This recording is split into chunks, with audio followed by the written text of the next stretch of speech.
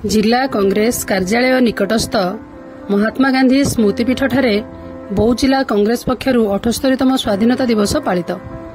बौद्ध जिला कांग्रेस पक्षरु 78तम स्वाधीनता दिवस उपलक्षे कांग्रेस कार्यालय निकटस्थ महात्मा गांधी स्मृतिपीठ ठारे आज सकाळ 7:30 समय जातीय पताका उत्तोलन करा जायथिला।